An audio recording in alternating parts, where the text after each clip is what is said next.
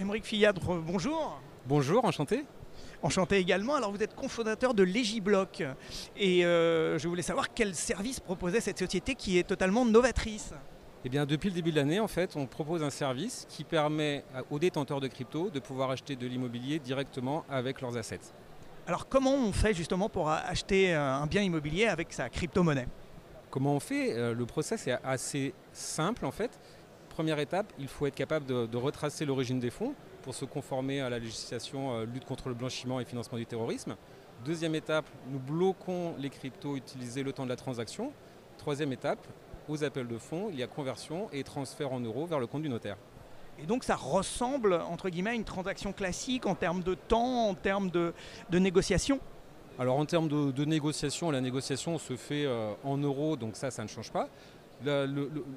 Il y a l'analyse préalable de l'origine des fonds, donc ça c'est un travail collaboratif avec le client pour être capable de retracer ces crypto-monnaies jusqu'à leur acquisition et être capable de prouver que c'est bien les siens et qu'ils ont été acquis de manière licite.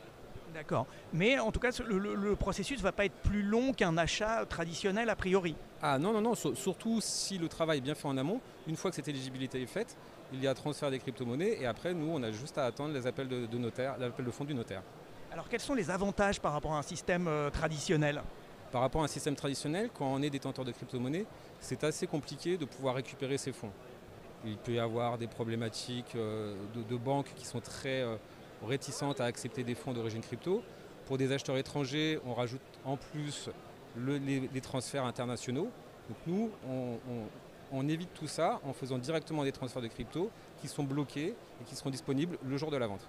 Et concrètement, donc, cet argent est placé sur un compte séquestre sécurisé. C'est comme ça que ça marche. Voilà, exactement. En fait, il y a pour les personnes qui connaissent un peu la crypto, il y a un wallet, une adresse unique sur la blockchain qui est dédiée à cette opération. Les fonds transférés restent la propriété du client. Nous avons juste un mandat exclusif de gestion. Tout ça est encadré contractuellement et permet de définir ce qui se passera au terme de l'opération. Et alors, qui sont vos clients? Expliquez-nous d'abord, est-ce qu'ils sont jeunes plutôt ou pas tant que ça? Est-ce qu'ils sont uniquement français, internationaux? Et bien c'est ça justement, les clients sont un peu divers et variés. Il peut y avoir des clients français, jeunes et moins jeunes, parce qu'il y a effectivement une prédominance des clients jeunes dans la crypto, mais pas que. Les gros patrimoines en crypto sont plutôt des personnes un peu plus âgées qui ont pu investir plus d'argent. Et il y a aussi les clients étrangers. La crypto se démocratise et se développe beaucoup à l'international. Donc du coup, il y a pas mal de profils de clients étrangers qui ont de la crypto et qui souhaiteraient pouvoir l'utiliser. Alors quantitativement, ce système représente combien de transactions par an et de quelle manière il est amené à évoluer? Pour l'instant, c'est encore un marché de niche que nous avons créé en lançant notre solution. Parce qu'avant, il n'y avait pas vraiment de solution pour accompagner à 360 tous ces détenteurs de crypto.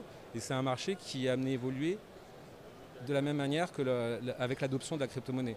Avec l'adoption de la crypto-monnaie et l'augmentation du capital représenté par ces actifs, forcément, les gens vont être amenés à les utiliser et à les investir dans l'économie traditionnelle pour des projets personnels, des projets professionnels. D'accord, donc là pour le moment c'est quelques dizaines, quelques centaines de transactions par an, mais ça peut être démultiplié. Ça peut être démultiplié au fur et à mesure que l'adoption des crypto-monnaies sera démultipliée par la même. Donc pour l'instant, vous faites aussi tout un travail de communication, j'imagine, pour vous faire connaître, pour faire savoir que ce type de service existe. De communication, de formation, d'explication, d'acculturation, on va parler. Parce que du coup, c'est quand même un sujet qui intéresse les gens, mais qui n'est pas forcément toujours traité de manière complètement sereine. Donc du coup, nous, on essaye d'apporter de la sérénité et de la transparence pour pouvoir assurer tous les acteurs de l'immobilier. Donc moi, si j'ai de la crypto-monnaie, qu'est-ce que vous me diriez pour m'inciter à acheter, à acquérir un bien immobilier de cette manière? Comment vous allez me rassurer, entre guillemets?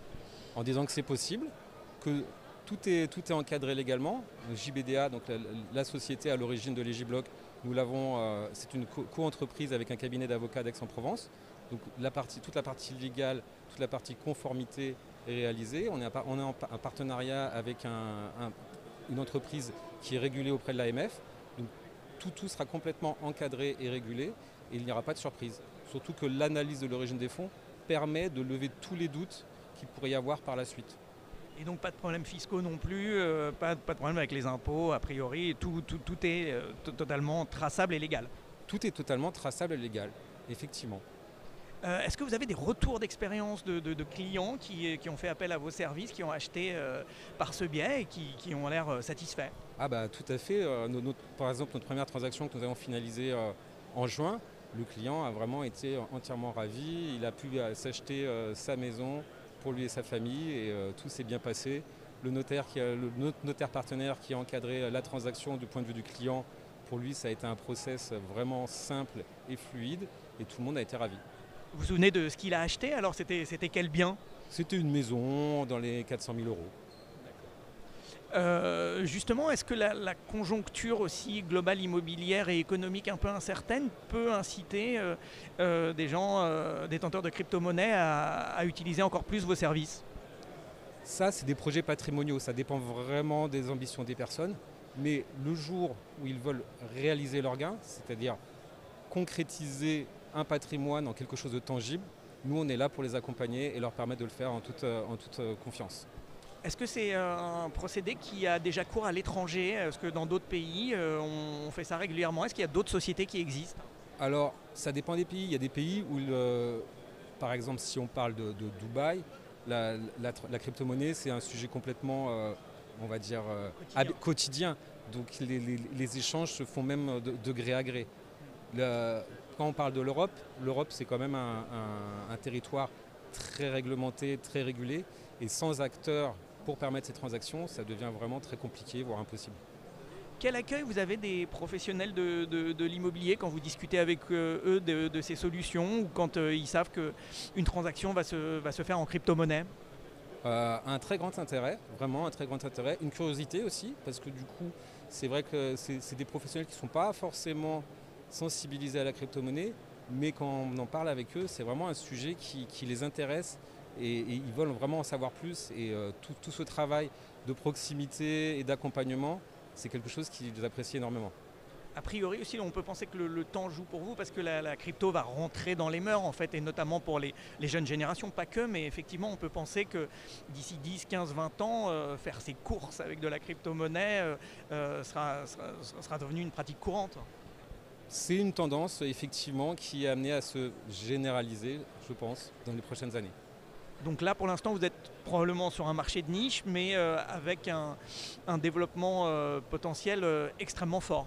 Voilà, c'est un marché de niche qu'on va développer et on va se battre tous les jours pour montrer que c'est possible et qu'il y a de la clientèle et qu'il faut vraiment ne pas laisser de côté cet aspect-là dans l'immobilier.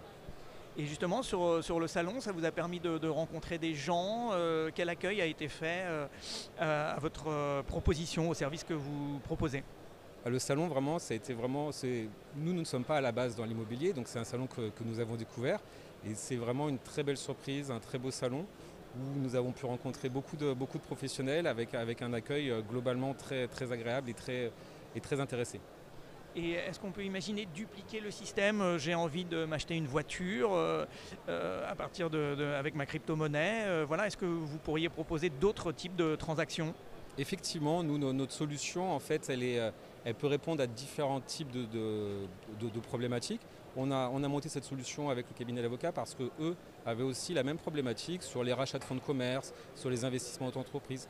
Donc le système peut vraiment être transposable dans d'autres verticales. Eh ben, merci beaucoup et très bon salon à vous. Mais merci beaucoup et très bon salon et à très bientôt. Merci.